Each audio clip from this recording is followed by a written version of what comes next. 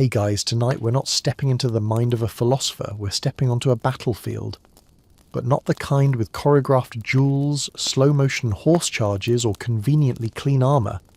No, tonight we dive into the real thing. Mud, confusion, panic, sweat, and steel. This isn't Hollywood. This is the age of the Crusades. And spoiler alert, it looked nothing like the movies. Boring history for sleep. Why you wouldn't last a day in the age of the Crusades and more. Imagine waking before dawn to the rasp of a trumpet that seems to wail with desperation, not triumph. You flinch at a shout, half prayer, half curse, as fellow crusaders scramble to strap on helmets that clank like prison bars, sealing your fate. The air is velvet black but trembling with lantern flames and hushed oaths. Today, we tumble headfirst into that chaos. So dim the lights, pop on a fan for that soft hum, and let the world outside fade away. In this journey, we'll roam from dusty encampments to fortified city walls, from the stink of cordite-free but no less potent gunpowder alternatives, to the coppery tang of sweat dripping down our necks. Picture a marketplace on the edge of a castle keep, vendors hawking stale bread, bruised olives, and goat cheese whose aroma could peel paint off a barn. Nearby, knights atop armoured steeds snap leather reins with impatient hoofbeats, silent celebrities in a medieval Netflix series we didn't audition for. Pull focus on the foot soldiers, peasants turned pilgrims in mismatched mail shirts, their fingers calloused from hayfields, now gripping rusty swords. They trade nervous glances, whispering rumours of siege towers taller than cypress trees.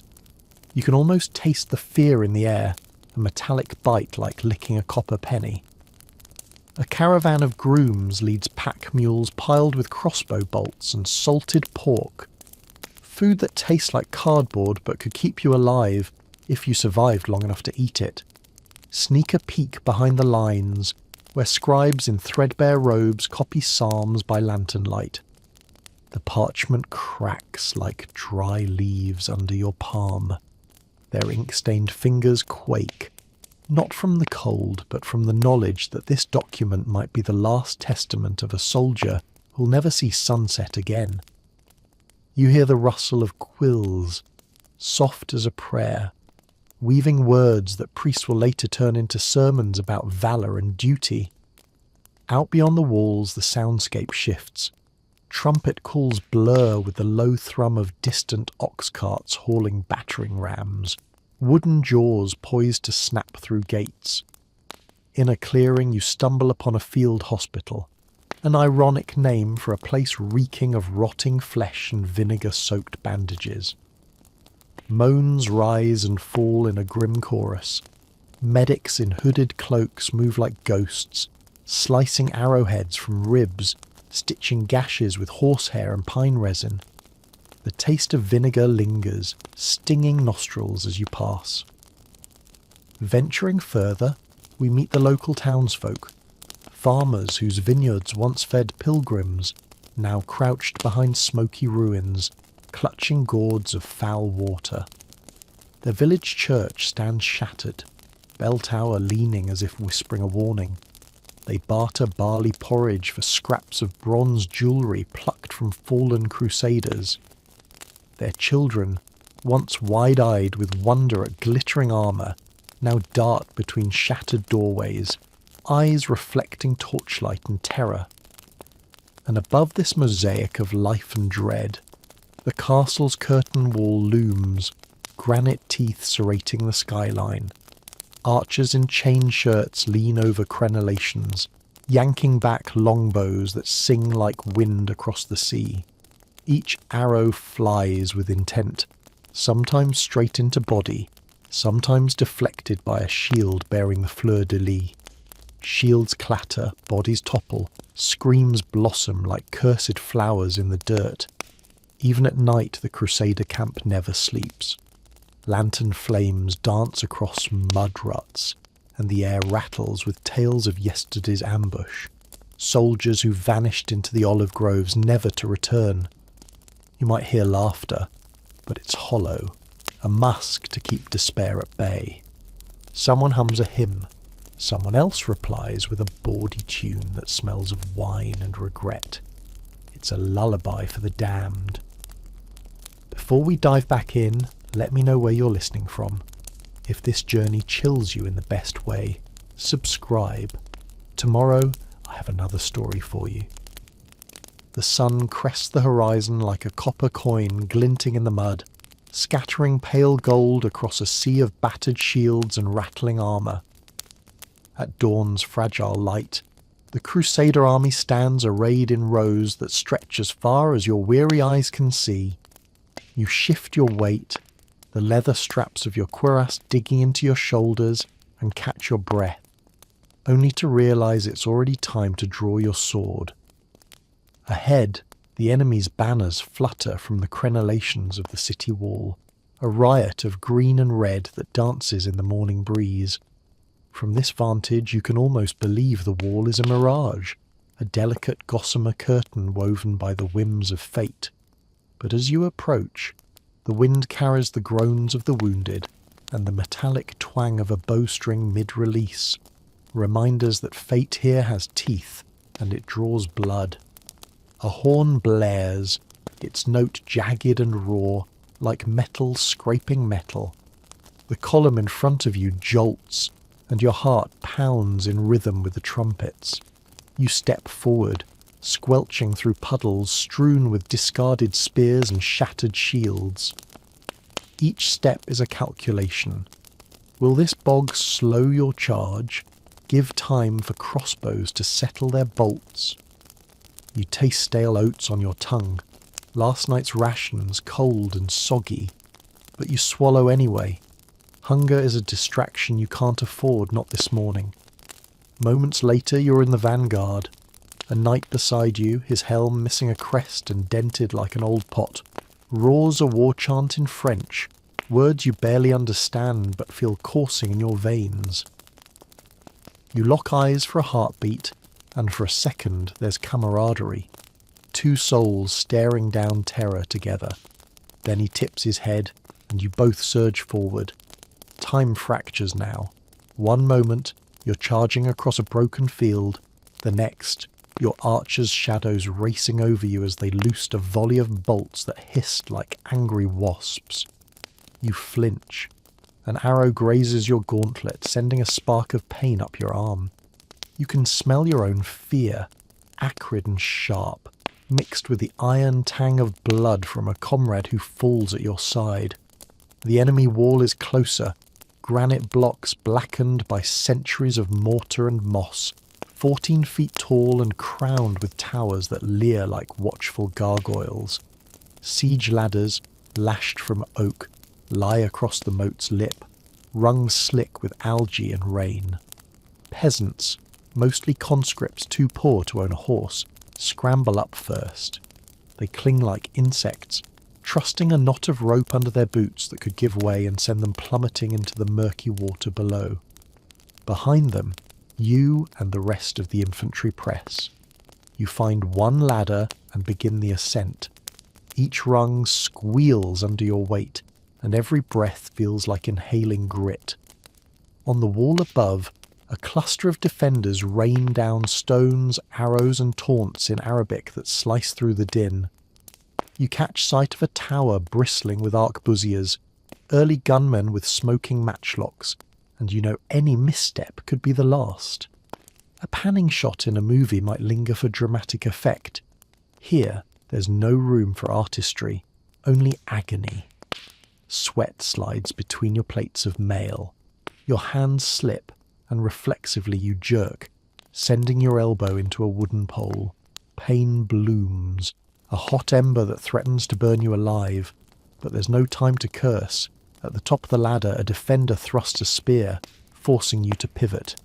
Your sword arcs in a wide swing, missing his torso but catching his helm. It clangs, more taunt than triumph. You scramble over the wall's edge, boots slipping on wet stone. Beneath you, bodies form a muddy tapestry of red and brown. You catch a glimpse of an archer raised in arms. a fallen angel, arrows scattered like black raindrops. Above the tower, the sky's a canvas of smoke from trebuchets, hurling flaming pots that splinter on impact, hushing the moans with sudden bursts of flame. For every step you take, another warrior falls. A merchant-turned-soldier beside you clutches a banner that reads Pax Dei, God's peace. Its irony stitched into heavy cloth, fluttering like a wounded bird. You dodge a slash aimed at your head, ducking low enough to hear the quiet prayers of the chaplain nearby. His words are a litany. In nomine Patris et Filii et Spiritus Sancti. In the name of the Father. And then you're on the ramparts, your feet planted on the walls that seemed insurmountable just minutes ago. The cries of command echo from your own lines. Hold. Push. Break their line. You fight for every inch, swinging your blade in arcs that carve furrows in the world's fabric. You taste grit and sweat on your lips, but you don't spit. There's no time. Victory and death dance hand in hand here, and you're a reluctant partner. As the sun climbs higher, the din subsides into a cadence. The thunk of shields, the hiss of swords slicing air, and the low groans of the wounded. You pause, chest heaving, to survey the breach you helped carve.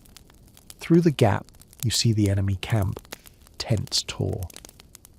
The city gates, once a looming maw of defiance, now swing open as though relieved to let chaos spill inward. You step across the threshold and into a new world, stone-paved streets slick with mud and strewn with debris, where the echoes of battle are muted by the hollow hush of abandoned shops. Your boots clatter against chipped cobblestones, and the air shudders with the scent of torches fighting mist. Warm smoke mingling with the sour bite of spilled wine that pools in crooked rivulets between stones. Inside the gatehouse you pause to collect yourself. The walls bear fresh scorch marks from trebuchets that overshot their targets, and the grooves of crossbow quarrels remain embedded like iron teeth. A handful of defenders, faces enamelled with dust and fatigue, slump against broken arches, clutching clay mugs of lukewarm water. They stare with hollow eyes as you pass, recognition flickering for a heartbeat before they retreat into silence. Beyond, the main thoroughfare stretches, a wide avenue once lined with merchant stalls now inverted. Tables lie upended, produce spilled and rotting. Purple grapes burst, emitting a sweet rot. Carrots cracked open, their innards oozing caramel-coloured juices, and baskets of apples crushed under warhorses' hooves, letting out an orchard's worth of fragrant air that feels bitter-sweet on your tongue. You can almost taste the lost prosperity in each inhale, a reminder of what thrived here before steel and flame. A rider approaches, flagon strapped to his pack mule. He offers a drink, vinegar diluted with water, its tang stinging your throat but quenching the worst of your thirst. You accept, feeling the cool liquid slide down with a sense of gratitude that surprises you. Small kindness in the wreckage. Turning a corner, you enter the artisan quarter. Smoke curls from smashed kilns where potters once coaxed life from clay. Fragments of painted ceramic litter the ground. Shards bearing intricate patterns of birds and vines, sunsets and saints. A painter's easel lies abandoned, drips of vermilion and ochre still glinting under torchlight. You press a finger to one fleck and smear crimson across your glove, the pigment feeling strangely alive beneath your touch. Rounding another bend, you emerge into the shadow of the keep. The fortress towers overhead, blackened stone cracking under siege. Its portcullis sits half-lowered, iron teeth locked in a grim snarl. You imagine the siege engines aligning beyond the ramparts, wooden giants bristling with iron spikes waiting to be hauled across rubble to breach this last bastion. but here too life persists in defiance. A cluster of women sits huddled by a broken fountain, trying to coax water from stone with crude buckets. Their whispered prayers rise like steam, each voice a fragile spark of hope in the cold. Children watch from behind shattered doorways, wide-eyed and clutching ragged dolls, one's porcelain face cracked, another's cloth body patched with scraps of linen. They look to you and then away, as if fearing a glimpse of what you represent. Overhead, banners hang limp on pitchfork poles, heraldic colours dulled by grit and rain. A makeshift chapel stands in a square where a market once bustled. Inside, a single candle wavers beside a crucifix carved from olive wood. A friar moves between wounded townsfolk, his robes stained with dust and blood. He murmurs blessings, his voice a steady anchor in the swirl of misery. You press onward into a narrow alleyway, the walls clad in faded frescoes depicting saints and martyrs. The paint flakes under your fingers, revealing centuries of layered history. You brush away a patch and feel the rough stone pop beneath. It's a tactile reminder that beneath every veneer of civilization lies the cold, unyielding rock of reality. A sudden clatter makes you spin. Javelin casings rattling to the ground as a group of your own soldiers retreats past, faces ashen. They carry wounded comrades, dragging them by the arms and legs. You step over a man whose eyes are glazed. He doesn't register your presence.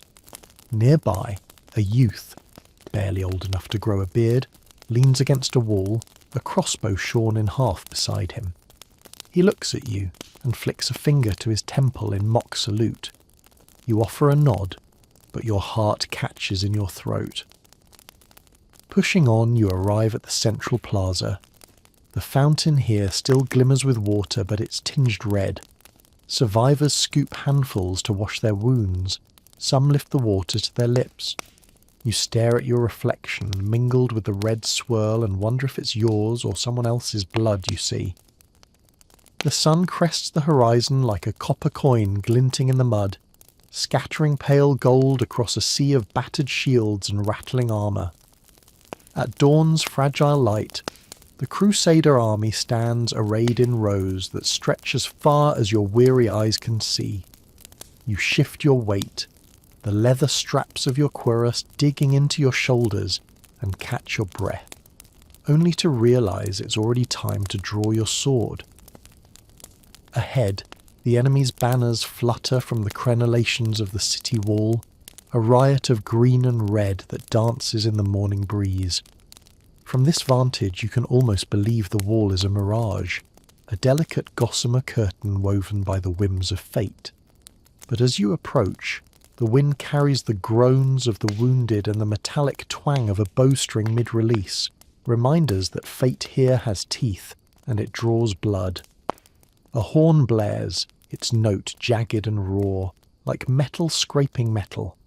The column in front of you jolts, and your heart pounds in rhythm with the trumpets. You step forward, squelching through puddles strewn with discarded spears and shattered shields. Each step is a calculation.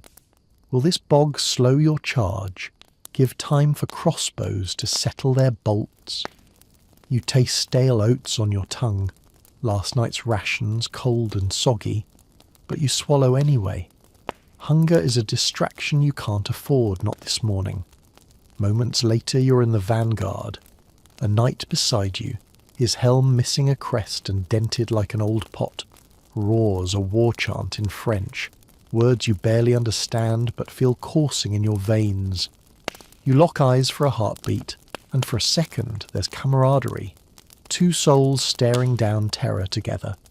Then he tips his head, and you both surge forward. Time fractures now. One moment, you're charging across a broken field. The next, your archers' shadows racing over you as they loosed a volley of bolts that hissed like angry wasps. You flinch. An arrow grazes your gauntlet, sending a spark of pain up your arm. You can smell your own fear, acrid and sharp, mixed with the iron tang of blood from a comrade who falls at your side. The enemy wall is closer, granite blocks blackened by centuries of mortar and moss, 14 feet tall and crowned with towers that leer like watchful gargoyles. Siege ladders, lashed from oak, lie across the moat's lip, rungs slick with algae and rain. Peasants, mostly conscripts too poor to own a horse, scramble up first. They cling like insects, trusting a knot of rope under their boots that could give way, and send them plummeting into the murky water below. Behind them, you and the rest of the infantry press. You find one ladder and begin the ascent. Each rung squeals under your weight, and every breath feels like inhaling grit. On the wall above, a cluster of defenders rain down stones, arrows and taunts in Arabic that slice through the din. You catch sight of a tower bristling with arquebusiers, early gunmen with smoking matchlocks, and you know any misstep could be the last. A panning shot in a movie might linger for dramatic effect. Here, there's no room for artistry, only agony. Sweat slides between your plates of mail. Your hands slip, and reflexively you jerk, sending your elbow into a wooden pole. Pain blooms, a hot ember that threatens to burn you alive. But there's no time to curse. At the top of the ladder, a defender thrusts a spear, forcing you to pivot. Your sword arcs in a wide swing, missing his torso but catching his helm. It clangs, more taunt than triumph. You scramble over the wall's edge, boots slipping on wet stone. Beneath you, bodies form a muddy tapestry of red and brown. You catch a glimpse of an archer raised in arms, a fallen angel, arrows scattered like black raindrops. Above the tower, the skies a canvas of smoke from trebuchets, hurling flaming pots that splinter on impact, hushing the moans with sudden burst of flame. For every step you take, another warrior falls. A merchant-turned soldier beside you clutches a banner that reads Pax Dei, God's peace. Its irony stitched into heavy cloth, fluttering like a wounded bird. You dodge a slash aimed at your head, ducking low enough to hear the quiet prayers of the chaplain nearby. His words are a litany. In nomine Patris et Filii et Spiritus Sancti, in the name of the Father, and then you're on the ramparts, your feet planted on the walls that seemed insurmountable just minutes ago. The cries of command echo from your own lines. Hold, push, break their line. You fight for every inch, swinging your blade in arcs that carve furrows in the world's fabric.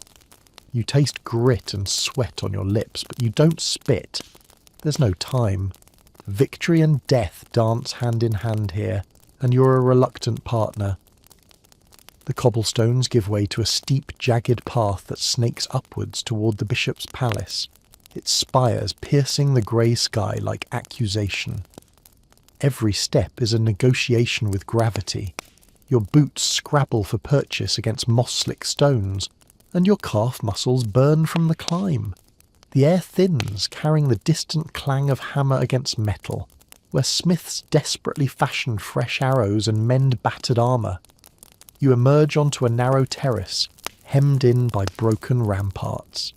Here, the wind howls through gaping windows, a banshee cry that rattles your teeth. Below, the city sprawls in a tangle of rooftops strewn with debris. The layout resembles a shattered mosaic that someone tries to piece back together as they march. You glance at your companions, halberdiers with flags dyed the colour of dried blood, faces smeared with grime. They breathe in sync, exhaling clouds of condensation into the morning chill. A stench escape greets you. The sulphurous odour of alchemists burning failed potions, mingled with the sour tang of human waste melted by rain. It's a sensory assault, each breath reminding you of your own humanity. Lungs filling with air that could as easily be poisonous salvation. You loosen your throat, swallow hard, and press on. Halfway up, you navigate a collapsed wall where shattered chairs and smashed pews from the chapel below lie tangled in a wooden graveyard. You step over the remnants of stained glass windows, fragments of ruby and sapphire reflecting the faint light like jewels scattered in mud. One pane bears a saint's face, halo broken, eyes forever fixed in silent judgment. You trace its cracks with a finger, feeling the weight of shattered faith beneath your glove. At the palace's outer courtyard, a trio of trebuchet engineers argues over diagrams splayed across a makeshift table carved from a door. Their gloves are torn, their tunics blood-smeared, but their eyes gleam with scientific fervour, proof that even in war curiosity endures. You pause to listen. They debate counterweights measured in casks of lead versus stone. You're tempted to ask about the math, but a stray bolt zings past you, an archer testing range from the walls above. Your ascent continues through an archway filled with the scent of beeswax and incense. This was once the palace chapel, a sanctuary for the high and holy. Now, pews lie flipped, pages of missals flutter like wounded birds across the floor, and the crucifix at the altar leans askew. A single beam of light cuts through the dust, illuminating a pool of water decorated with flower petals dropped by a fleeing novice. You step into the beam, and dust motes swirl around you like silent witnesses. Beyond the chapel, a narrow staircase spirals upward, its steps worn smooth by centuries of pilgrims. Each tread holds the imprint of countless souls, nobles, paupers, kings and thieves, now lost to time. You count the steps as you climb, each one echoing under your heel, a reminder that every ascent demands sacrifice.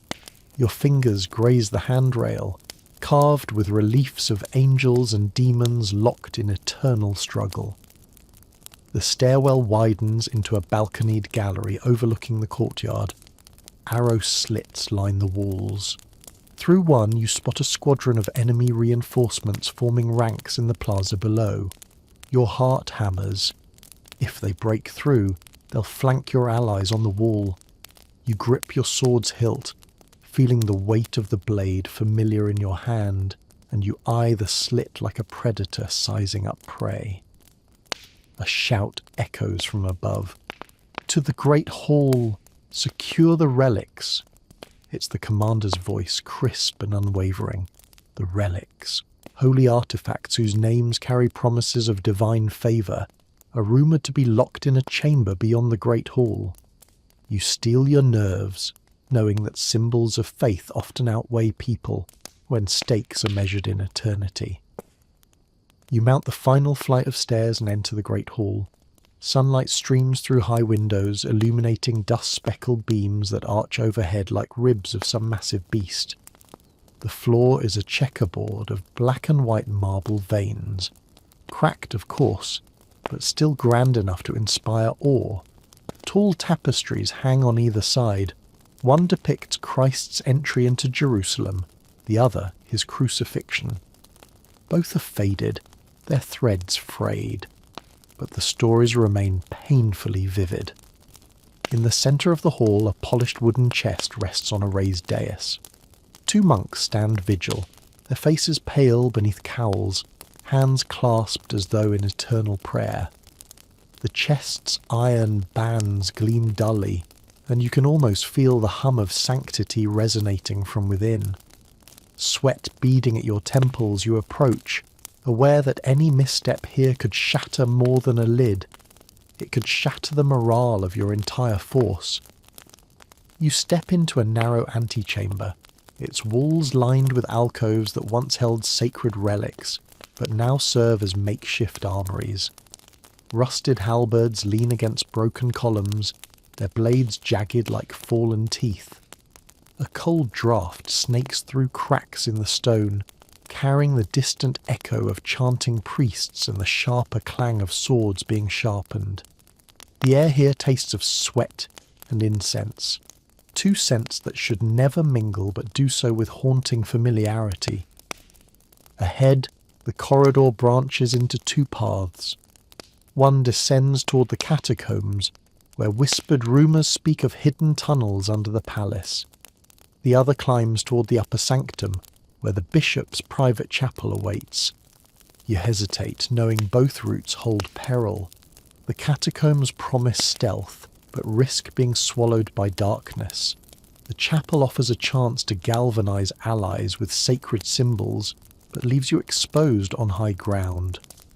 Choosing the upper path, you ascend a flight of spiral stairs carved with grotesque faces, anguished expressions frozen in stone. Each step resonates with the weight of centuries, and your pulse sinks with that echo.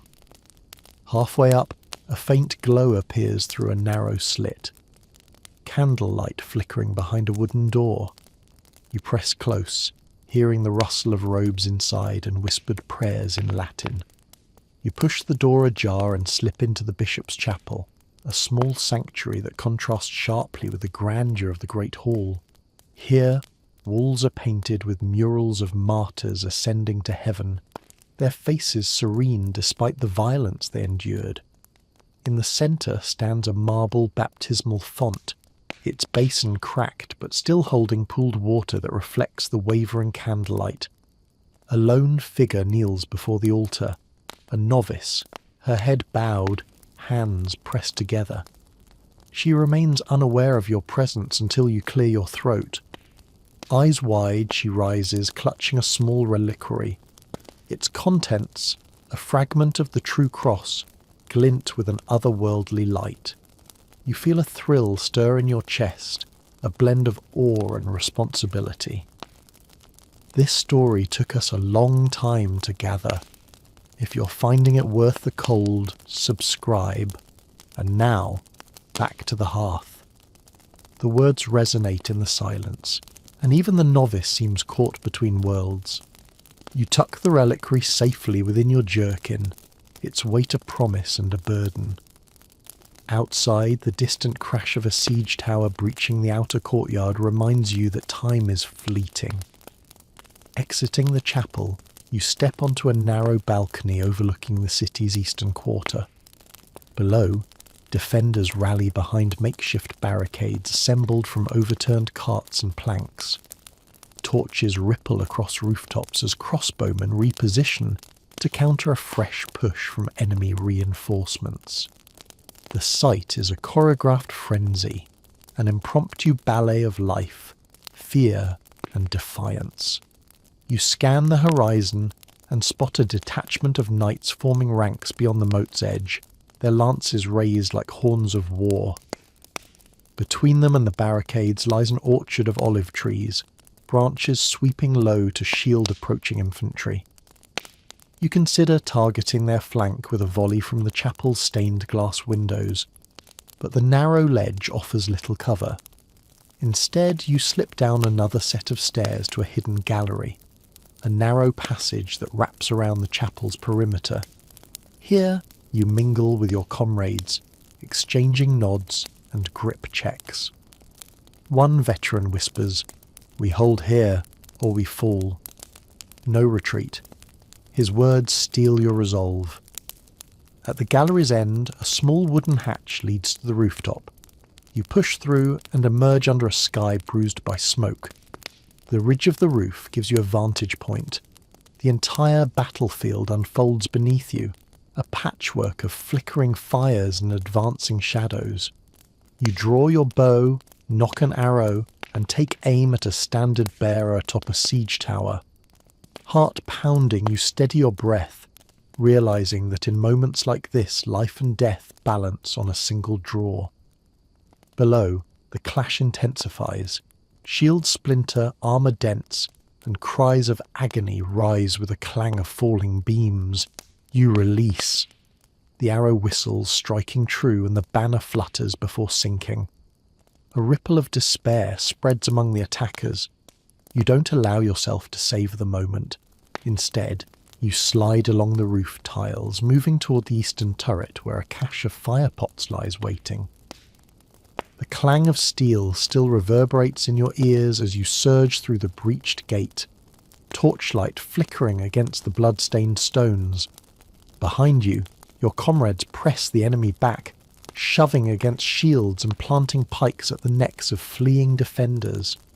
You taste the acrid tang of fear and adrenaline mingling on your tongue, and for a moment the world narrows to the rhythmic crash of bodies and the pulse pounding beneath your helmet.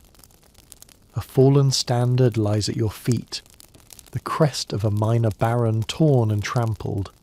You kick it aside without thinking, boots sinking into the mud and broken bodies beneath. In that instant a cry rises from the courtyard, a woman's scream edged with terror and desperation. You pivot, sword raised, scanning the shadows for its source.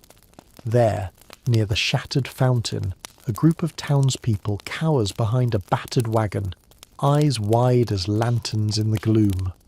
"Get them to safety," you bark, voice raw. Two soldiers break formation, hustling women and children toward the sally port still clamped shut. You sprint forward, slamming your shoulder into the heavy oak until it groans and swings open. The survivors stumble through you, tears streaking mud-caked cheeks. A child turns, reaching for your gauntleted hand, but you tighten your grip on your sword and push on. Beyond the courtyard, the alleyways twist like a snake's spine, narrow and claustrophobic. You lead the way, senses alert. Every echo could be an ambush, every silhouette a hidden archer.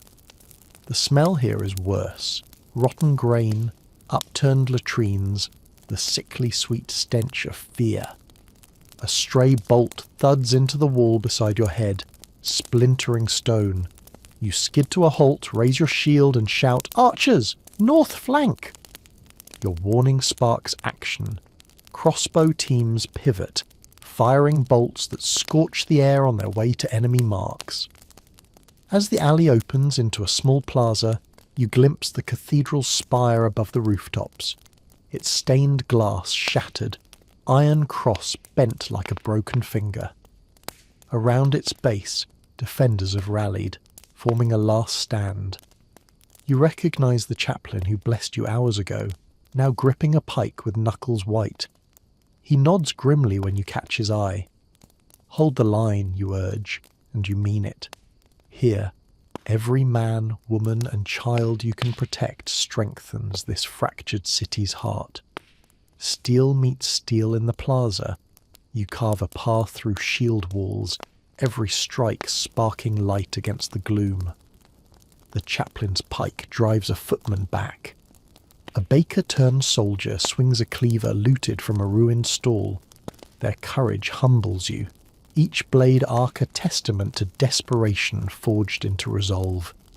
Then, a shout from the rooftops above. "Fire! The towers!" Torches ignite and flaming arrows rain down, marking targets for trebuchets beyond the walls. You dive for cover behind a toppled marble pillar, heart hammering as sparks scatter like angry fireflies. But there's no true refuge here. With a roar, enemy infantry crashes into your flank. Shields collide, spears snap. Pain blossoms as a spearhead tears through your gauntlet, slicing flesh beneath. You grunt, raking the attacker's helm with your blade, sparks flying from hardened steel. He staggers, and you shove him to the ground, sickened by the life draining from his eyes. Somewhere in the chaos, the basilica's great bell tolls, a long, mournful knell that resonates through every bone in your body. It speaks of doom and defiance all at once. You rise, blooded but unbroken, and charge toward the tower's base where a makeshift barricade stands. You find yourself shoulder to shoulder with the baker again, his apron stained red and white. He grips an iron poker and brandishes it like a jousting lance. You exchange a nod and surge forward together, shoving through the barricade's planks. Beyond, the eastern gate yawns open, a ribbon of night sky crowned with stars. You glimpse the encamped reserves, fresh troops, their armour still unscarred, hesitation in their eyes as they await your signal. You raise your sword high, letting it catch the torchlight and call out, "Forward! For the city!" A roar answers you and the reserves move. The tide turns once more, this time bearing your battered forces upward. You plant your boot on the fractured stones of the gate, banner in one hand and sword in the other. Every breath you draw tastes of sweat and hope. Each step forward is a vow, to the fallen, to the frightened, to the promise that tomorrow begins even here. From the shattered gate you push forward into the belly of the palace, where corridors narrow and torches sputter in iron sconces. Your breath comes in ragged bursts, each exhale a hiss of defiance against the smoke-choked air. The marble floors here are slick with blood, pooled like dark mirrors that reflect the swaying lamplight and the silhouettes of half-seen threats. Ahead, a pair of massive oak doors stand half open, their iron hinges scorched and twisted. Beyond them lies the inner sanctum, a vaulted chamber where the bishop's private treasure, the greatest spoils of faith, are stowed. Your heart hammers at the thought of what lies behind those doors, gold-studded reliquaries, bejeweled chalices, and the very vestments worn by saints. Every artifact here could tip the scales of war, bolstering morale or crushing spirits. You signal to a small detachment, veteran swordsmen and a handful of crossbowmen. They fall in behind you, blades drawn and ready. Together, you step into the sanctum. The ceiling arches overhead like a cathedral swallowed by darkness, frescoes painted centuries ago now streaked with soot. Marble pillars rise like silent sentinels, their surfaces etched with inscriptions so worn you can barely decipher them. Flickering torches cast long shadows that crawl across the floor as if alive, beckoning you deeper into the gloom. At the chamber's far end stands a dais draped in rich tapestries embroidered with scenes of divine judgment. On its raised platform, a wooden chest bound with silver clasps rests atop an altar of black granite. You approach cautiously, each step a negotiation with unseen traps, fear that every footfall could trigger a hidden mechanism. Suddenly a jarring clang echoes from the far corner. A steel grate falls into place across the entrance, trapping you inside. Crossbow bolts zip by overhead, thudding into walls with dull thumps. A group of defenders emerges from hidden alcoves, armoured zealots bearing maces and shields emblazoned with the bishop's crest. You whirl, raising your shield to block a mace blow that rattles your bones. Sparks fly where wood meets metal. Your crossbowmen scramble to find firing positions along the walls. Bracing bolts in hand, you back toward the dais, swords sweeping in low arcs to keep zealots at bay. One zealot charges, brandishing a flanged mace. You sidestep, drive your boot into his knee, and follow with an upward strike that clatters off his helm. He staggers, and you spin to intercept a second attacker. Each movement is a prayer. Precision born of countless drills, yet now fueled by raw survival instinct. Above the altar, the bishop's banner hangs torn but proud. Its crimson fabric ripples as a torch's flame wavers at its edge. You feel the weight of history pressing down. Every crusader who came before, every pilgrim who whispered prayers here, every hand that fashioned these walls. Behind you, a vault door creaks. You glimpse the glint of gold and silver, chalices, censers, reliquaries arrayed on polished shelves. The moment you turn to move toward them, a hail of bolts rains down, forcing you back to the dais. You duck behind the altar's corner, teeth gritted against each impact. Your crossbowmen return fire, bolts snapping through the air with lethal intent. One zealot falls, clutching his throat as dark blood blooms on his chest. Another lunges, and you meet him blade to blade. You lock swords, pressing your shield into his gut. He grunts, and you slam him backward until he crashes into a marble pillar, cracking it. He slumps, unmoving. The siege outside thunders on. Distant walls groan under battering rams, and you hear horns calling reinforcements. Inside, the zealots regroup, eyes frantic behind helmets. You nod to your crossbowmen. They pivot, aiming at the grate's mechanism. Bolts strike iron, and you hold your breath. With a shriek of metal, the grate releases, clattering to the floor. The exit yawns open. You seize the moment, charge forward with a roar, sword raised high. Zealots scatter, firing as they fall back. You crash through the doorway into the corridor beyond, breath ragged, muscles burning. Behind you, the chamber's groans fade. The spoils of faith remain, but you've chosen action over treasure. In this crucible, symbols matter less than survival, and every choice carves the next verse of this brutal symphony. You follow the winding corridor deeper into the palace's bones, torchlight flickering along the cracked walls as you approach the bishop's private chambers. The air tightens here. Each breath drawn seems laced with candle wax and old parchment. Ahead, a heavy door carved with intricate crosses stands closed, its iron studs worn smooth by countless fingertips seeking sanctuary. Your hand hovers over the latch. Behind this door lies the bishop himself, the man whose word once rang like divine decree, now a captive prize to whichever side controls him. You recall rumours of his cunning negotiations, tales of silver exchange for mercy, of prayers whispered into the ears of kings. If you can secure him, you don't just win a hostage, you win leverage over every soul who bends their knee to his authority. With a shared nod to your closest companion, a veteran sergeant whose one-eyed glare speaks more than words, you push open the door and step inside. The chamber is surprisingly modest. A simple wooden desk sits beneath a stained glass window, now broken, its coloured shards scattered like fallen jewels across the stone floor. Shelves lined with tomes on theology and canon law flank the room. Many books lie open, pages splayed as if abandoned mid-thought.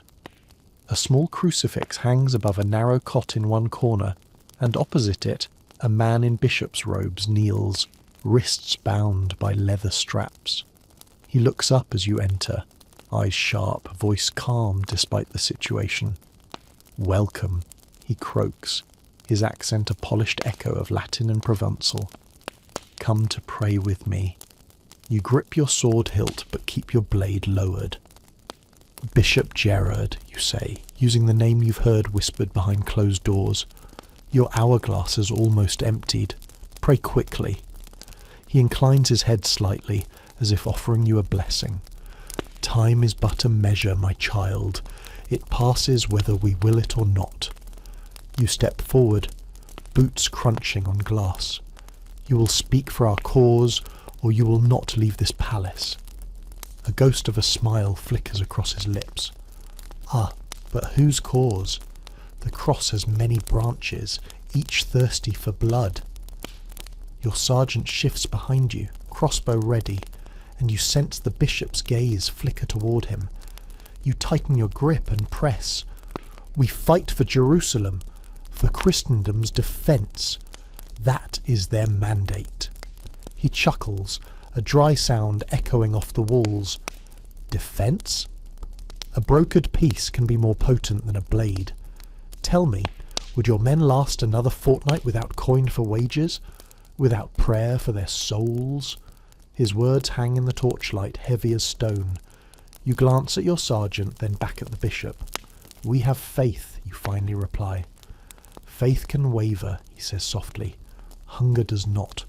Despair can turn ally into traitor within a heartbeat." Suddenly a tremor shakes the chamber, distant rumble of collapsing walls outside. Dust falls from the ceiling, and torches gutter low. The bishop's smile fades. You seize the moment. If you speak truth, your life is spared. If you deceive, then the next moment may not belong to you. He nods slowly, lifting his bound hands toward the crucifix.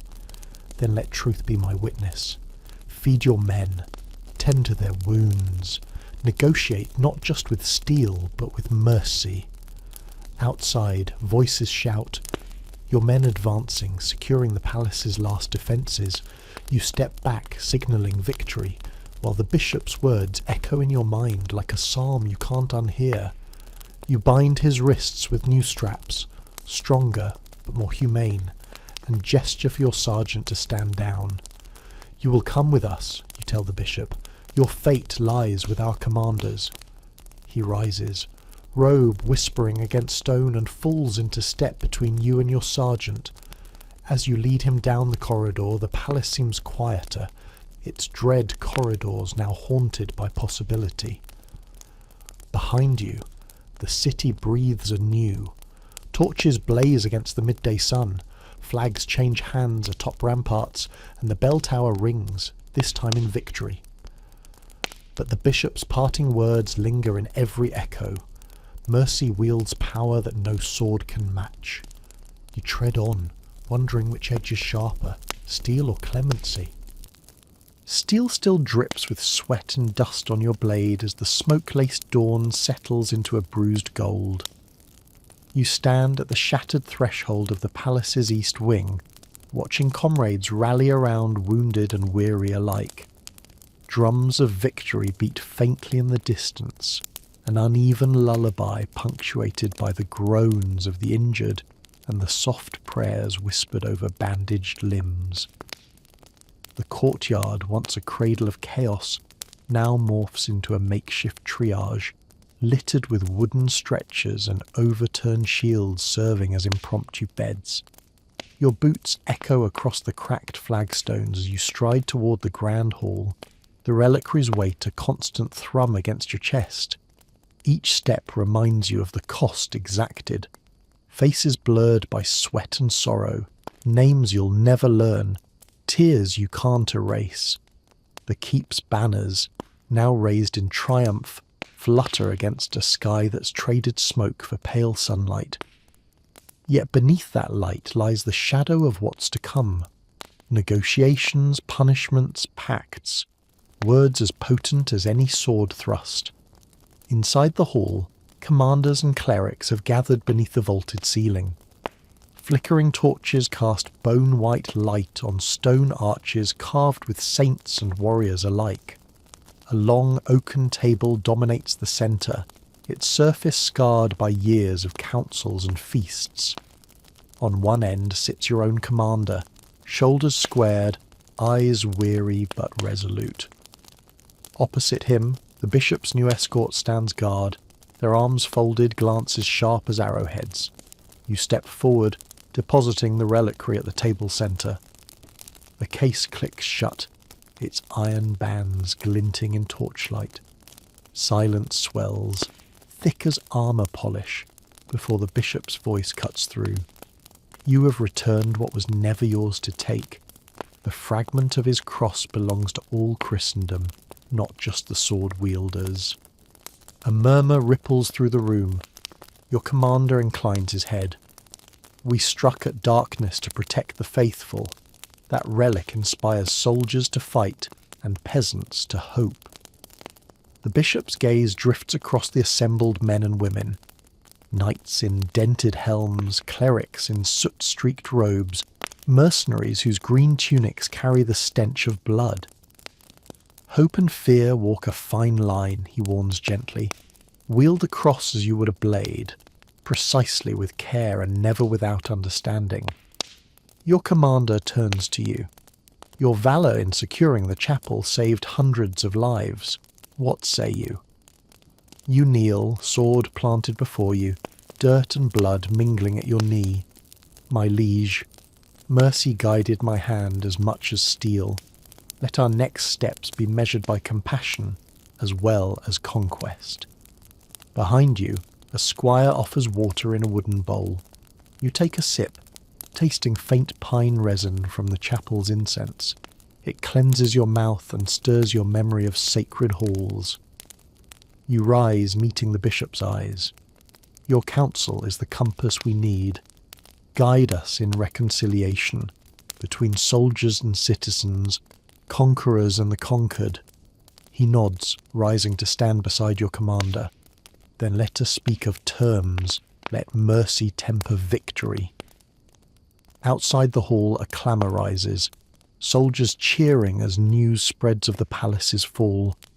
Yet within these walls the clamour is hushed, voices measured, pens scratching parchment, oaths sworn on relics and rosaries. You watch as seals are pressed into wax, banners exchanged, emissaries dispatched. Each signature is a blade's echo, each word a promise heavier than iron. At the table's end, a young cleric unfolds a scroll detailing grain rations for townspeople, safe passage for enemy surgeons to tend the wounded, and an amnesty for those who yield. You trace the inked lines with your finger, envisioning baskets of barley feeding hungry families, rival soldiers treating each other's wounds, and whispered prayers rising instead of curses. The bishop places his hand atop the scroll. "In nomine Pacis, let this covenant stand." A hush follows, then a chorus of assent.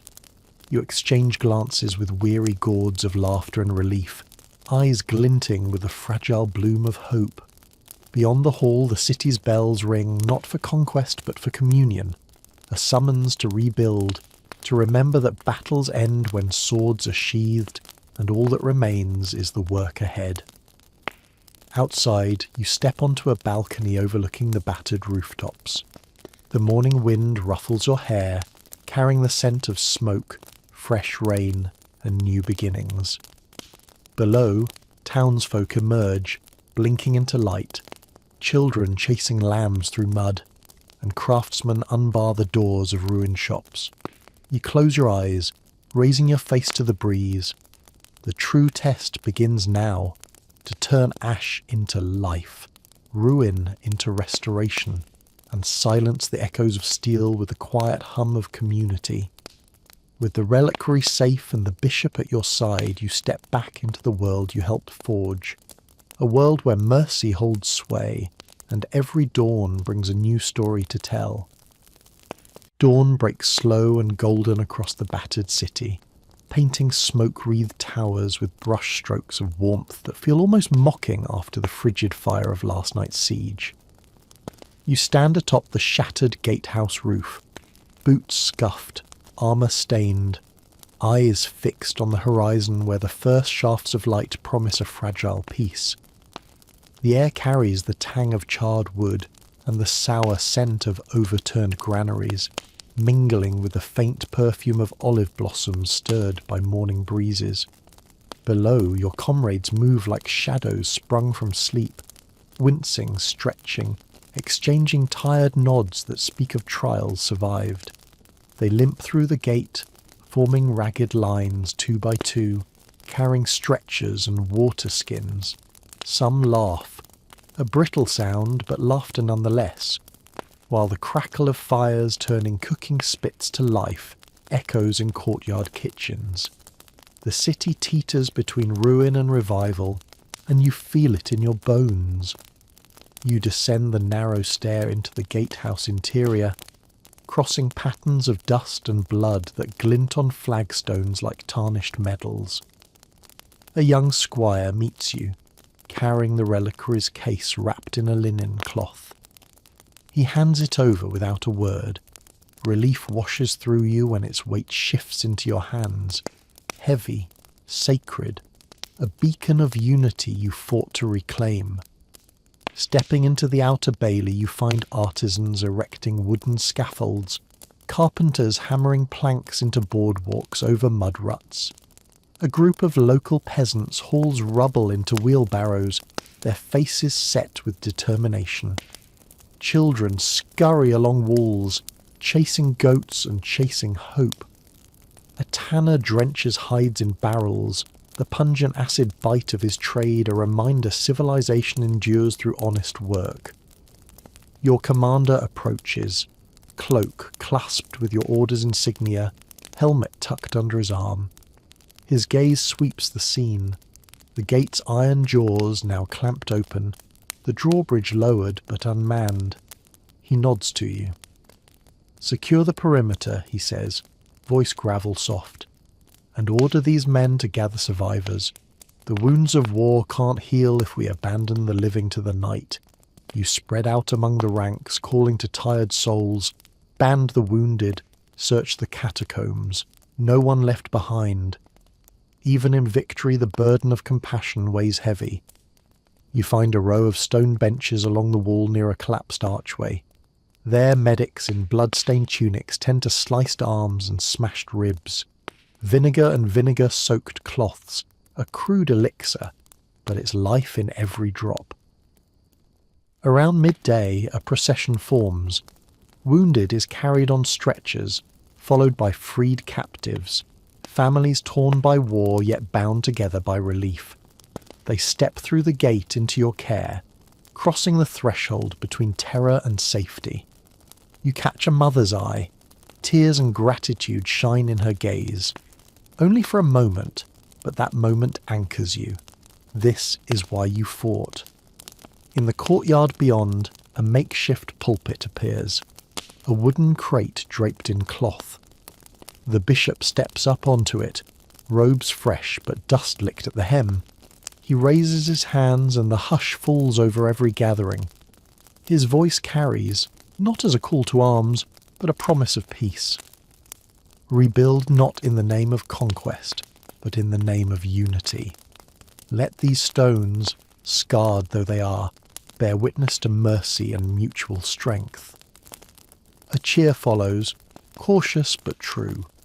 You return to your commander's side, and together you survey the rallying cry of reconstruction. Blacksmiths heating ruinous iron to forge ploughshares, scribes writing records of losses and births, and women weaving torn banners into patchwork cloths that will drape over homes once more. As afternoon ripens, emissaries arrive from neighbouring lords, banners lowered in deference. They carry harvest offers, grain, salted fish, cured meats, symbols of solidarity in a land too often divided. You greet them with a nod and a measured smile, extending your gauntleted hand in greeting rather than challenge. Later, you retire to the ramparts, vantage high above the city's pulse. You strap the reliquary to your belt, its jewelled clasp pressing against your side, a reminder of faith restored. Below, the great bell tolls once, twice, and then in a slow chant that ripples across broken rooftops and tangled gardens. It's a call not to arms, but to assembly. Craftsmen, farmers, seekers of sanctuary. You breathe deep, tasting the city's resilience. Smoke-laced air giving way to scents of baking bread from courtyard ovens, fresh-washed linens drying along stone walls and incense from renewed chapels. The horizon's edge holds the promise of tomorrow's horizons. Fields of wheat to sow, orchards to prune, friendships to mend. Morning light filters through the splintered shutters, casting slats of amber across the courtyard where your comrades toil. You stand by the wooden scaffold you helped erect on the eastern wall, its beams freshly hewn, nails still glinting. Below, townspeople and soldiers side by side haul stones, reset cobblestones, and repair fortifications chewed up by siege engines. This isn't battlefield glory, it's honest labour, each swing of hammer and lift of stone a strike for survival. As you walk among them, you greet a blacksmith fitting horseshoes to a weary charger. Sparks fly with each hammer strike, sounding like tiny fireworks in the crisp air. The smith nods, a silent salute, before pressing a red-hot shoe to the horse's hoof. You taste the tang of metal and leather, a reminder that even in war's aftermath trades endure. Near the collapsed granary, children chase goats in the dust, laughter bubbling through broken walls. Their game is simple, tug of war with a frayed rope, but in their us's it's a festival. A local baker approaches you, flour smudged across her cheeks. She offers a crust of bread warm from a makeshift oven, hearty barley loaf with a crackling crust that still warms your fingers. You break it in half, sharing it with a ragged soldier who looks at you with disbelief. A meal, not a ration pack, but baked kindness. On the courtyard's far side, a scribe sets up a ledger beneath a poplar tree, quill in hand. He records names, births, deaths, rebuilding plans. Each entry is a promise, a vow that this place will not be forgotten or erased. You crouch beside him, adding your own mark. A tally of stones replaced in the West Tower, volunteers signed to the wall patrol, and a record of those still missing. A steward emerges from the great hall, parchment in hand. He reads aloud the day's proclamations. Market opened at dawn. Free passage for traders bearing essential goods, and sanctuary granted to any who yield arms. The crowd murmurs approval. Farmers with baskets of turnips, merchants with crates of cloth, and even former conscripts who traded swords for ploughs. The bustle of commerce sneaks back into the scarred plaza, a heartbeat after a lifetime of stillness. You wander toward the chapel ruins, where the bishop's words still echo. Mercy wields power that no sword can match. Here, volunteers clear debris from the altar, unveiling broken statues of saints that will be recarved. An old mason traces their cracked forms with his chisel, coaxing hope out of stone. You watch a novice, once cloistered in silence, sing a hymn as she sweeps fallen plaster from the floor. Her voice rises clear and sweet, carrying through the open roof toward the sky. Beyond the chapel, you find a group of former defenders teaching local militia to handle crossbows and pikes. They laugh as novices fumble with bolts and shields, turning drills into playful contests.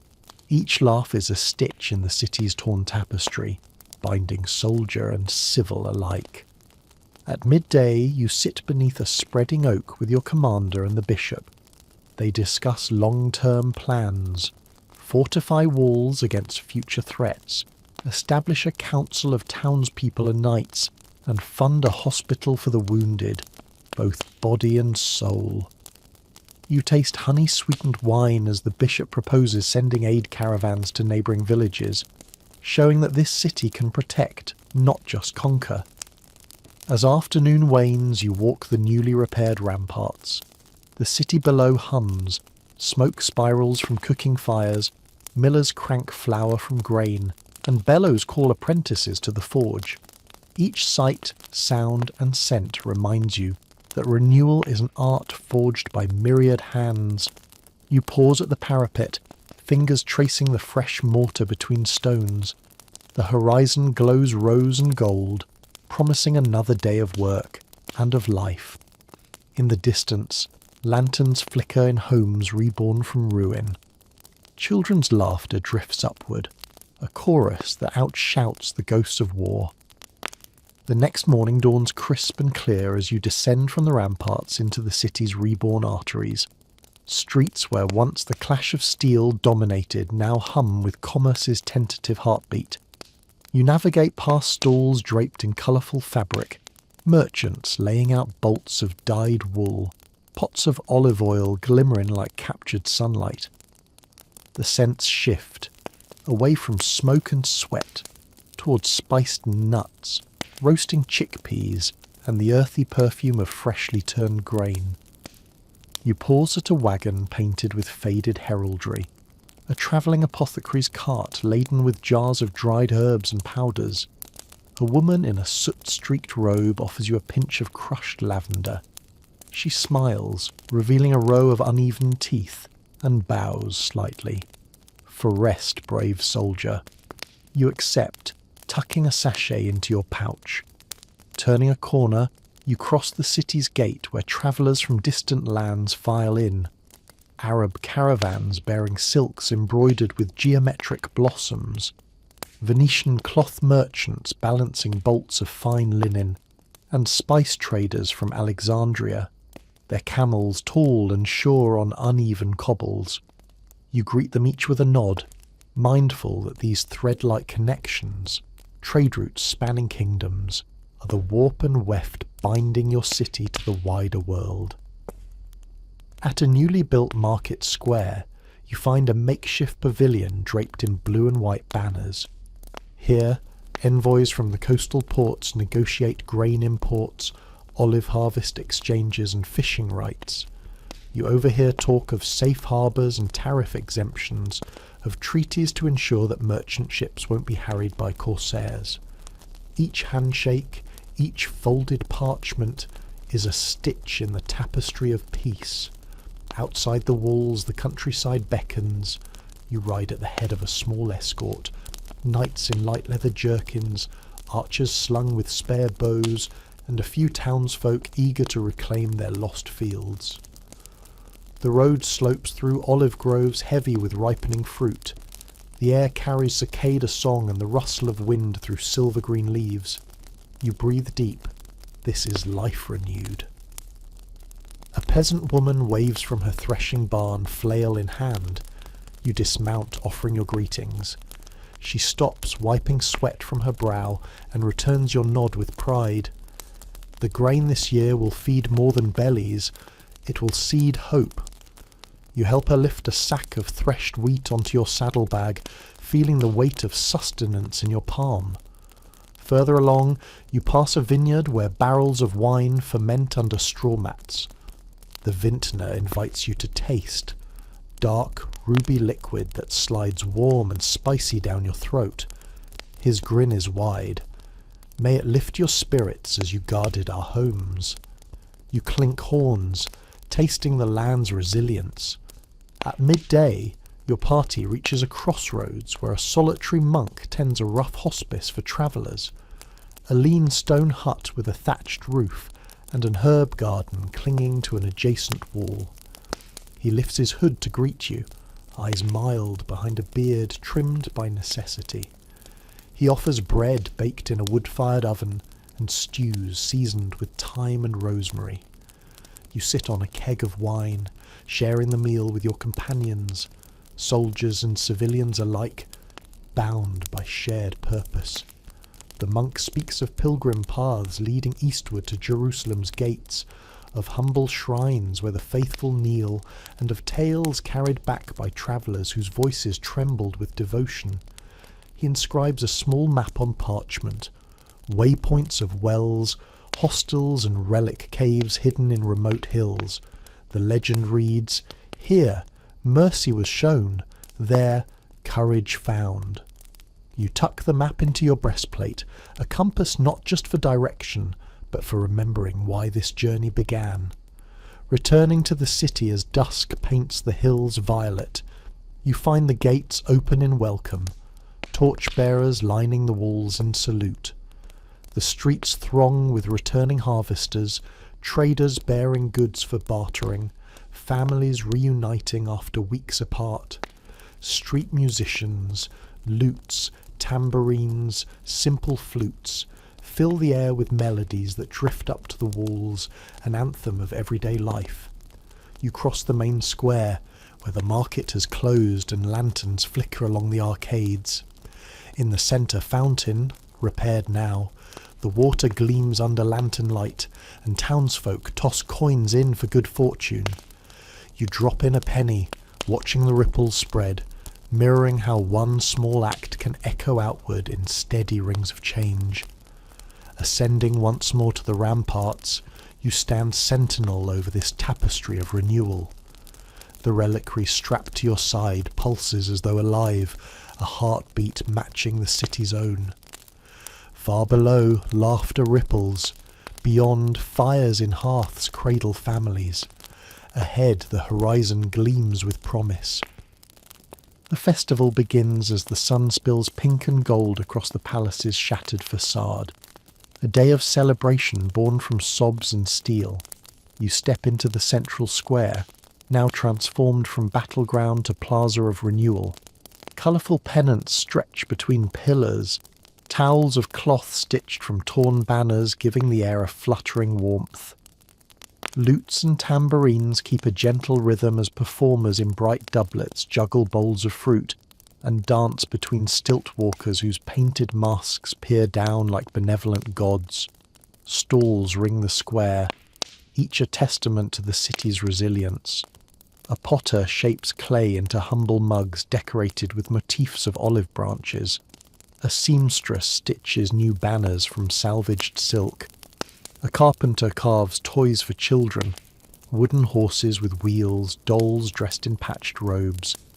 The scent of spiced meat roasting on a spit mingles with fresh bread baking in clay ovens, and the sharp tang of fresh citrus pressed into juice. You move among the crowd, greeting familiar faces. The baker who once tended wounded, now selling honeyed pastries.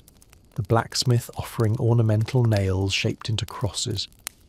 The novice from the chapel selling small wooden crosses to pilgrims for safe travels. Children dart between crowds, their laughter a bright song. They chase a juggler's scarves, their small feet kicking up ribbons of dust that catch the light like confetti. You kneel to tie a child's sandal, sandaled feet dusted with mortar from the morning's rebuilding, and she beams, pressing a sprig of lavender into your hand. A herald's trumpet blares from the dais, an oak platform draped in fresh cloth. The bishop ascends, robes gleaming and untarnished by smoke. He lifts a jewelled chalice filled with wine brewed from the first harvest and toasts to unity and to hope renewed. The crowd answers with a cheer that rattles the broken statues of saints above. You join the procession down the main road leading outside the city. Musicians lead, playing melodies borrowed from distant lands, Arabic-hued chords weaving into European chants. You walk between fellow soldiers and civilians, each step a symbol of shared destiny. Beyond the gates, the road leads to the olive groves, where carpeted with crushed petals forms a scented path. Lanterns arch overhead, their oil lamps glowing as dusk approaches. Here, local elders present the festival's heart, a sapling planted at the crossroads where walls once stood. Its slender trunk and budding leaves symbolize life's persistence. You place your hand on its bark, cool and alive, and feel a jolt of gratitude and responsibility. Guards stand watch, bowing their heads in silent vow to protect this seedling, this promise. Feasting follows under open sky. Tables heaped with roasted lamb, spiced rice, sweet figs, and cheeses aged in the mountain caves. Goblets clang in a toasting chorus as stories are shared. Tales of the siege, of bravery and mercy, of rubble turned to refuge. You listen to a traveller from the northern hills recount an old prophecy, that fallen walls would give rise to a sanctuary of peace. At their words the assembled murmur, eyes bright as the heavens themselves. As stars emerge, lanterns are lit and floated along the river that threads the city. Each lantern carries a prayer scribbled on parchment, for lost kin, for healing wounds, for prosperity. You set yours adrift, words of thanks and a vow to serve. May this city stand as a beacon, and may we be its guardians. The lantern drifts away, its flicker mirrored in countless others, forming a constellation of hope upon the water. Music swells for the final dance, a circle by torchlight, hand in hand, where once the clang of swords rang. You join the circle, soldier and serf, merchant and monk, feet stepping in unison to a melody of renewal. Laughter and song carry into the night, a living shield against shadows. The morning sun filters through olive boughs as you mount your steed, its soft neigh echoing against the repaired walls of the city's eastern gate. Today you don a simpler guise, a leather jerkin unadorned by heraldry, and a coif of plain wool, so you can move among travellers without drawing undue attention. Beside you, a dozen newly trained militia line up, crossbowmen whose bolts you helped sharpen, and spearmen whose pikes you steadied through countless drills. Their eyes betray a mix of awe and anxiety. This is their first escort duty, guarding pilgrims and merchants beyond the safety of the walls. The route you'll take is known as the Pilgrim's Path, a winding road flanked by ancient olive trees, rolling hills dotted with chapels and hidden springs where weary travellers pause to fill water skins. It's a lifeline weaving through kingdoms, carrying hopes and relics alike. You glance at the young ensign beside you. "Remember," you murmur, voice low, "we walk between faith and fortune. Our charge is their safety, but our presence is their shield." He nods, tightening his gauntlets. You lead the column through the Sally Port. The scent of morning bread drifts from a village bakery just outside, and a baker's son waves a flour-dusted hand. You lift a gauntleted finger in greeting, and he grins, confidence blooming in his eyes that this escort is more than show. The path narrows to a sun-dappled lane. Leaves rustle overhead, and the air tastes of spring, honeysuckle sweetness mingling with earth's cool musk. At the first waypoint, a stone marker carved with a scallop shell, you pause. A handful of pilgrims kneel in prayer, their brightly coloured cloaks spread like petals on the ground. You dismount, bowing your head in silent respect before mounting again. The pilgrims murmur blessings, crossing themselves and dipping fingers in well water that tastes faintly of wild mint. Pressing on, you reach a riverside ford where wooden piers guide laden wagons across shallow currents. Ferrymen bob in a clumsy flatboat, their voices rough as river stones. You negotiate with them, ensuring fair passage and holding back any bandits who lurk in willows nearby. Your crossbowmen flank the ferry, eyes scanning the reeds. An arrow whooshes, and a figure scrambles away, a reminder that even this sacred route harbours danger. Beyond the river, the path climbs into hills streaked with vineyards. You pause beneath a stone hermitage carved into the rock face. Inside, a bearded anchorite stands vigil beside a flickering lamp. He offers sanctuary, one night's rest on straw, herbs brewed in a clay pot, and whispered counsel about the road ahead, where a ruined watchtower perches on a ridge, a known hideout for opportunistic raiders. You note the directions, tipping your helm. "May your prayers guide us," you say, pocketing a small mezuzah-like token. He presses into your palm. The column advances into the late afternoon. Olive groves give way to oak forests, where shafts of light pierce the canopy in dancing motes. The hush of birdsong is broken by the crack of twigs. Footfalls too deliberate to be deer. You signal halt, spears align, crossbows ready. A patrol of armed men steps into view, cloaked in dark green. You approach, sword tip lowered in a gesture of parley. Their leader lifts a hafted crossbow, not an arrow. In faltering speech he requests safe passage to the city, fleeing his own war-torn lands. You study him, gaunt face, hollow eyes.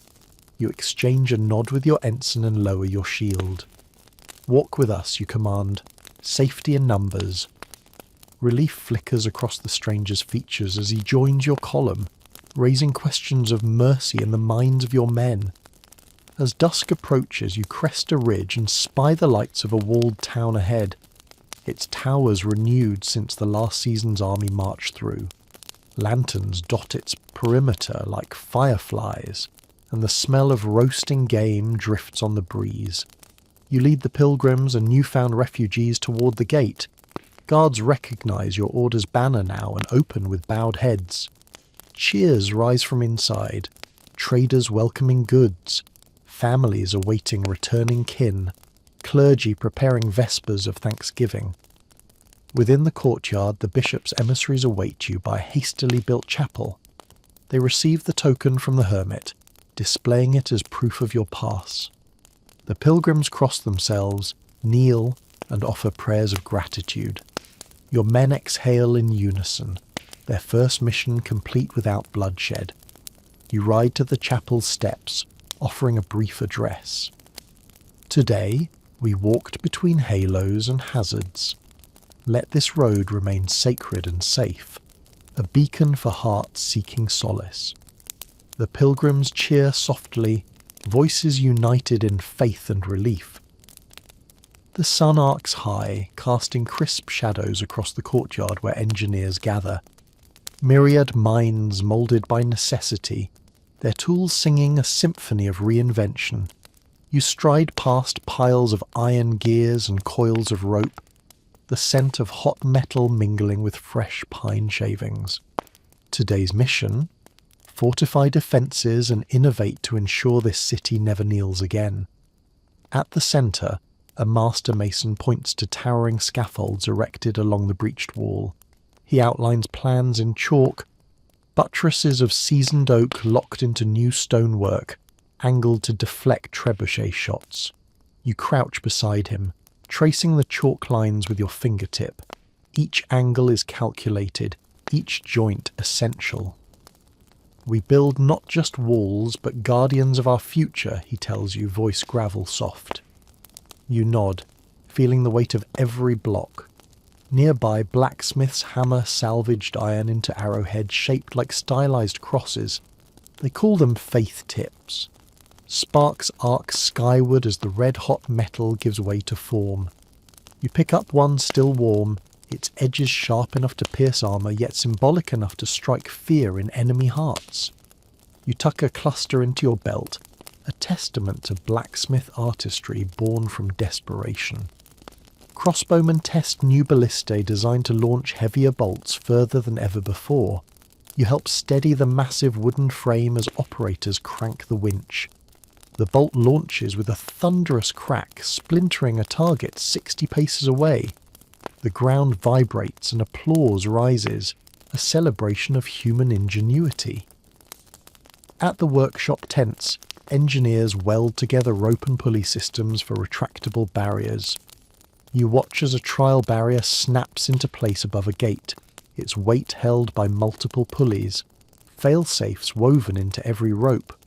You study the mechanism, it's elegant in its simplicity, each loop and axle safeguarding the city from sudden assault. Beyond the tents, a set of newly designed siege towers stands ready. Modular frameworks on wheels that can be quickly assembled or disassembled. You inspect the oak beams.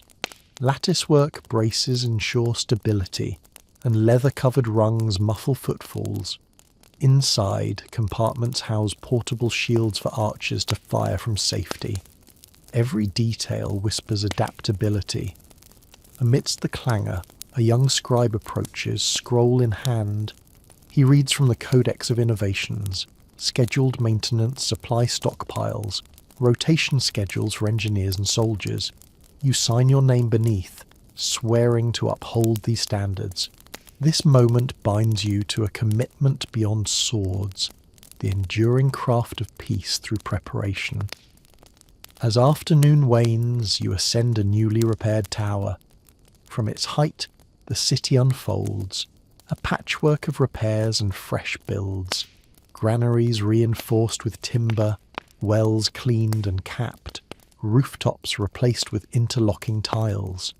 Plough oxen return from fields below, yoked and ready for withering weeks of tilling. You raise a hand to shield your eyes against the sun and spot emissaries approaching the walls, bearing blueprints of their own designs, reinforced turrets and spiral staircases meant to slow invaders. You lower your visor in greeting, extending a gauntleted hand. Exchange of ideas blooms into laughter and shared plans. Before descending, you place a final keystone into a newly laid arch. The stones click, and the arch stands firm, a silent promise carved in mortar and sweat. Below, cheers rise as masons remove supports, letting the structure bear its own weight. You glance skyward.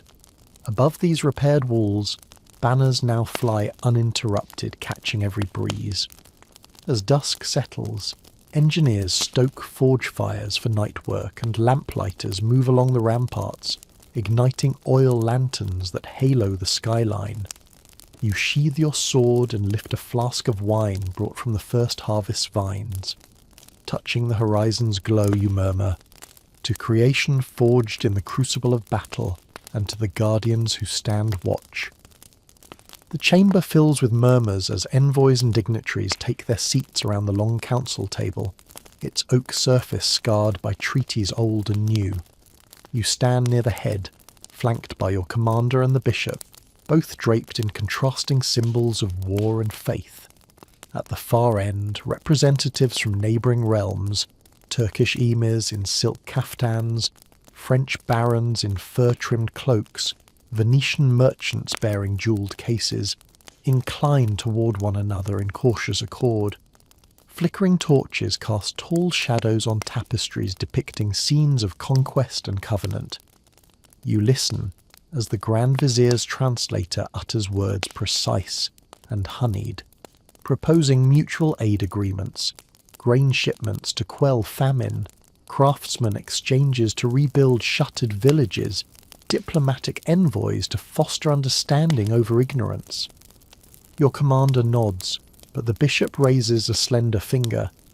Let us temper these promises with compassion. Words alone cannot bind hearts unless accompanied by deeds. A Venetian patrician, her hair threaded with pearls, offers a goblet of amber wine. You taste it, oak and sun, a liquid proof of distant vineyards. She smiles, voice a soft lilt. May this wine seal our goodwill across seas and sands. Around the table, goblets are raised, the clink of glass echoing like a chorus of unity. A northern count clears his throat, a voice rough as granite.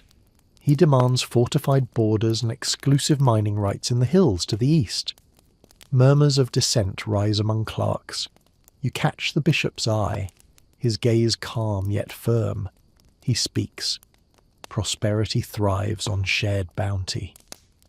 Let the hill's oars be weighed by fairness, not ambition. The count's lips thin, but he inclines, recognizing that mercy wields as much power as steel. You step forward, unrolling a scroll stamped with your city's crest, a pledge of sanctuary for refugees from famine and war, open markets for foreign goods, and an annual forum in which grievances can be aired without bloodshed. The scroll's wax seals break with a soft pop as the bishop and your commander append their signatures. The Turkish emir dips his turbaned head, translator whispering, "Inshallah, our caravans will find safe passage beneath your walls." Your commander replies in broken Arabic, grasping the translator's shoulder. "Our gates shall stand open to honest trade, and our swords only to defend the innocent." A scribe records every word, quill scratching across parchment, a living chronicle of concord. You watch as alliances crystallize, a shared defence pact against marauding brigands, an exchange of scholars between monastic schools and madrasas, a mixed garrison to guard the pilgrim's path. At dusk, the council adjourns, envoys embrace, banners lowered in mutual respect. You step out into the corridor, breath catching at the scent of incense and ink. The bishop catches up beside you, placing a hand on your armoured shoulder. You have guided these talks with wisdom beyond your years. Remember, diplomacy demands patience as much as courage. You nod, scanning torchlit portraits of past rulers whose deeds linger here. You realise that the strength of a city measures not just in walls or armies, but in the bridges built between worlds. Ahead, peals of laughter drift from a distant hall where feasts await. In the mosaic of voices, French song, Arabic verse, Latin litany, you hear the promise of unity woven through diversity. You step through the heavy oak doors of the monastery's cloister, the scent of burning incense wrapping around you like a silent hymn. A cool hush falls over the sun-drenched courtyard. Columns carved with vine motifs support a covered walkway, and gravel crunches softly beneath your boots. Monks in simple robes move in measured silence, their bare feet whispering on stone. Here, devotion takes shape not in Crusader camp chaos, but in the quiet discipline of prayer, study, and labour. A friar greets you at the entrance, his tonsured head bowed slightly.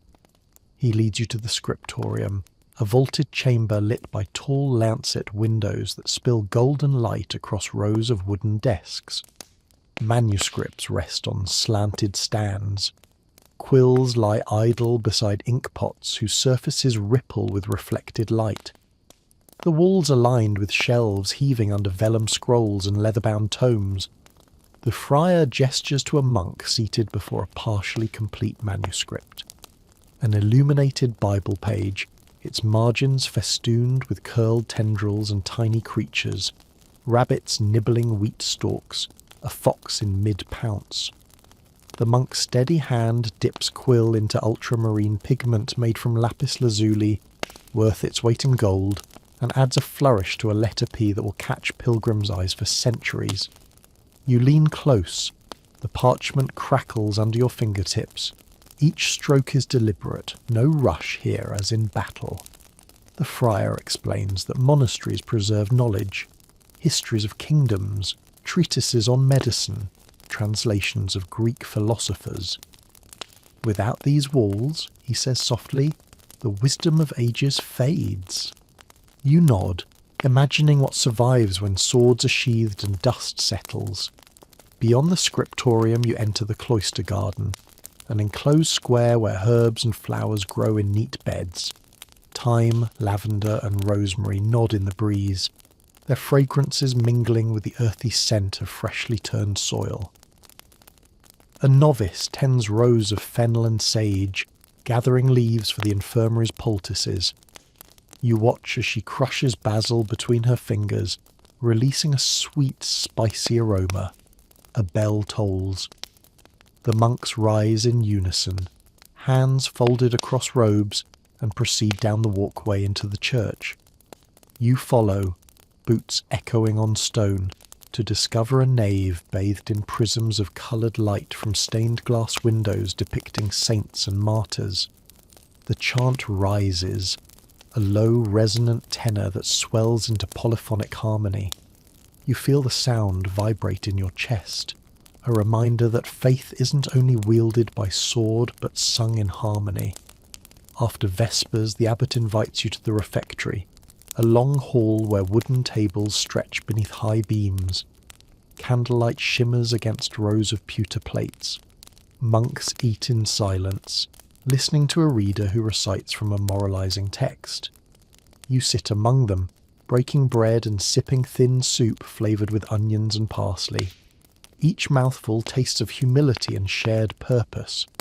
Post-meal, you confer with the abbot in his simple cell, wooden desk, a single kerosene lamp, and shelves of spiritual guides.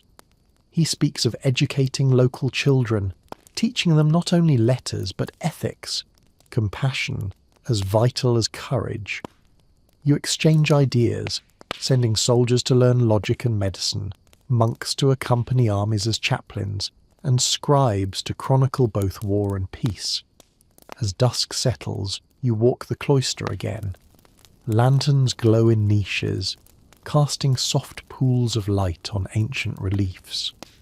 The friar joins you, leading you to a small chapel attached to the cloister. Inside lies a tomb of a crusader-turned monk, armour displayed alongside the saintly habit. You kneel in front, tracing the inscription. Here rests one who fought for heaven's gates and found them within his own soul. You rise and step outside, inhaling cool night air scented with jasmine from the nearby courtyard. The distant city walls glimmer under torchlight, a silhouette of stone and determination against the star-studded sky. You realise that the monastery is more than a haven. It's a forge for souls, transforming the fires of conflict into the quiet flame of wisdom. A pale dawn mist coils through the narrow lanes as you slip away from the monastery and back into the city's winding streets, stirring echoes of legends half whispered by torchlight. Today, you're neither soldier nor scribe, but seeker of stories, those threads of myth and memory that bind past to present, fueling the hearts of common folk and kings alike. You begin at the old storyteller's square, where a bent bard sits on an overturned barrel, harp cradled in gnarled hands. A ragged crowd gathers, farmers in patched cloaks, blacksmiths wiping soot from brows, and children whose wide eyes outshine dawn's pale glow. The bard plucks a mournful chord and begins, "Once, before walls were raised, the land lay open to winds and wolves. A lone knight rode beneath storm-lashed skies, carrying naught but a broken banner and a secret born of fire. His voice weaves a tapestry of the city's founding, a mysterious artifact lost in distant sands, a pact forged under crescent and cross, and the first stones laid by sweat and prayer." You listen as the crowd leans in, the storyteller's words painting vivid scenes of cavalries clashing under thunderheads, of priests raising relics to heavens split by lightning, and of peasants racing to rebuild what hands of war had shattered. When the tale ends, hushed awe ripples through the listeners. A young weaver steps forward, unspooling a tapestry she's woven from threads dyed in madder and indigo. It depicts the same scenes, the knight's cloak swirling in rain, the artifact's otherworldly glow, hands clasped in covenant across lines of faith. She offers it to the town hall as a memorial, and the mayor, a stout man in once fine vestments, accepts with a solemn nod. Next, you visit the archives beneath the great hall. A narrow spiral ladder leads down to a vault where centuries-old scrolls line damp shelves. A keeper in dusty robes guides you by lantern light, showing you a faded map of pilgrimage routes, annotations noting sorcerers' caves and saintly apparitions on hilltops. One marginal note reads, "Here the martyr's blood turned the brook to rubies." You trace the ink with awe, realizing that legends spring from kernels of truth, each retold until memory becomes myth. Emerging back into daylight, you wander to the city's forge. Here, amidst the roar of bellows, a master blacksmith shapes iron into a blade inspired by the ancient legend, a sword known as the Ember Brand. He explains how its design honours both strength and mercy. A broad fuller carved with interlaced crosses to lighten the blade, and a rivet of polished garnet set near the hilt to remind every wielder of the price of blood. You heft a replica, feeling the balance lean toward compassion rather than carnage. From the forge you continue to the Theatre of Echoes, a stone amphitheatre once used to train siege engineers and now repurposed for reciting heroic sagas. A troupe of performers enacts the legend of the first bishop, who is said to have parleyed with desert tribes under a blood-red moon. Costumed actors simulate emissaries draped in robes, conclaves held beneath flickering torches, and the moment when steel bowed to diplomacy. Laughter and tears ripple through the audience, uniting them in shared heritage. As afternoon ripens, you climb the bell tower at the cathedral's west corner. A narrow staircase spirals upward, each step echoing centuries of ascending monks and rangings of vigil bells. At the top, the city spreads below you, a mosaic of rooftops and orchards, windmills turning in the distance, and roads branching outward like fingers of fate. You pull from your pack a small leather-bound journal, jotting down lines of verse and snippets of lore collected during your wanderings. Below, in the public square, a procession forms to honour the legends you've helped preserve. The bard leads, followed by the weaver carrying her tapestry, the smith clutching a gleaming ember brand, and you, the chronicler of stories, bearing your journal like a lantern for memory. Town criers shout invitations, children scatter petals along the path, and the bishop emerges to bless the parade with holy water from the font you reclaimed. At the ceremonial dais, Each participant offers their gift: song, tapestry, sword, and story. The bishop speaks of memory as the soul's mirror. Let these legends guide our actions and temper our hearts.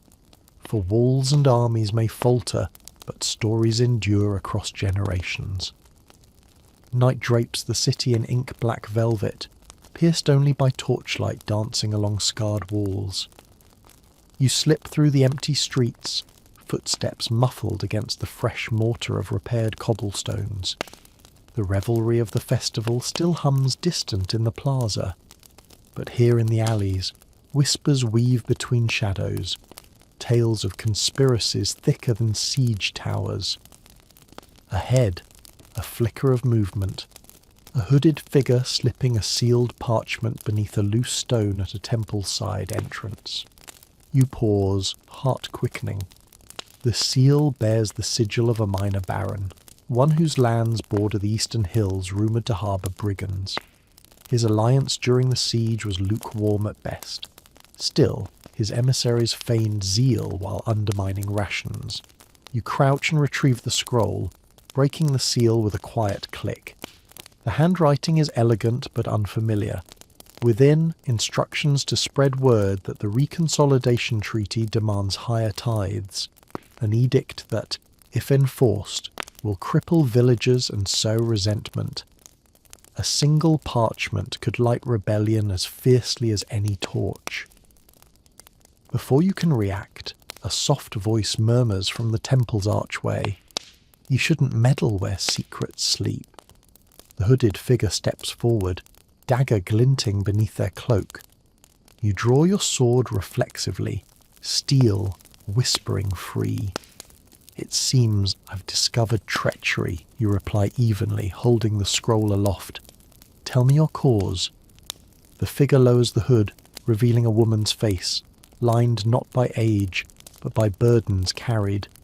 We fight for change. The bishop's mercy is for the strong, not the starving. These people believe peace means plates full and fields tilled. They will revolt when both are empty. You weigh her words against the bishop's proclamations. Mercy, yes, but only sustainable with fairness. If your cause is just, why cloak it in deceit, you ask? She steps closer, eyes fierce. The council hears only banners and gilded words. It takes shadows to show them the cracks in light. A distant bell tolls, the midnight hour. You sense the alleys shifting. Clandestine figures slip behind crates and alcoves. Alliances and betrayals coil in the dark. You risk plunging the city into chaos, you warn. There are channels to petition wrongs. Courts, councils, the bishop himself. She laughs, bitter as spilled wine. Courts favour the well-born, councils echo the powerful, and the bishop speaks of mercy while families starve. I offer truth in darkness. You sheathe your sword with a careful clank. Then let us bring this truth into the open. Deliver your evidence to the council at dawn. If your claims stand, justice follows. But if you continue in shadows, blood will stain these restored stones. Her gaze flickers between defiance and doubt. Finally she nods and slips the scroll into your hand. At first light, by the great bell. If you betray me, the alley will be your grave. She melts back into the darkness as swiftly as she appeared. You remain, torchlight flaring across the parchment, a fragile lifeline tying shadow to light. The city's fate will hinge on tomorrow's judgment. Will mercy and truth hold faster than conspiracies brewed in the dark? You pocket the scroll and walk toward the plaza, torch in hand, determined to cast light where shadows brood. The night may be long, but dawn's promise endures, and with it, the hope that intrigue yields to integrity.